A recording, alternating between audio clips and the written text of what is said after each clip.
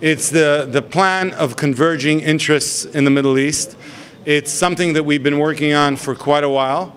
It's a set of security, cooperative efforts around the region, and economic development projects that are large, that are cooperative between different countries, that are around energy, water, and agriculture and technology.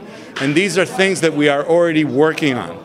And so what we want to do is take it to the next level and try to have it, try to start putting the building blocks of a totally new vision for the region. And you're saying that although you're in the opposition, it's time to do something like this through the Facebook nation, through the globalization that we see today in our world?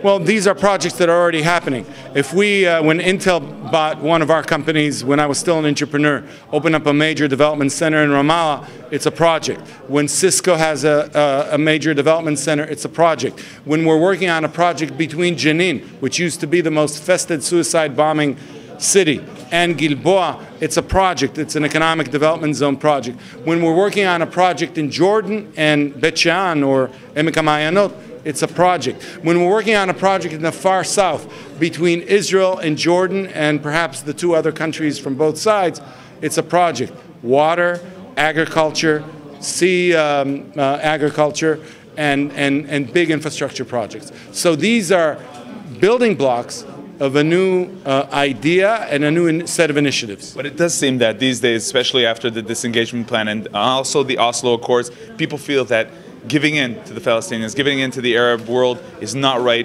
first of all in terms of security. People don't understand how timely it is to move forward against the Iranian threat on the economic side, against the threat of ISIS, of Al-Qaeda, of Hezbollah, of Hamas. There's time to move, and both Jordan and Egypt are fighting some of these organizations. Saudi Arabia, the Gulf states, are looking at Iran as a major threat. It's time to act. Sometimes the enemies of your neighbors can put you together in a big way, so it's time to act. But does moving ahead include the uprooting of Jewish communities?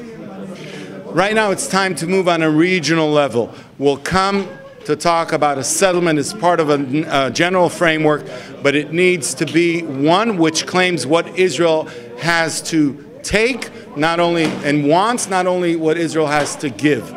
And that's the new vision that I think it's time to be presented to our people.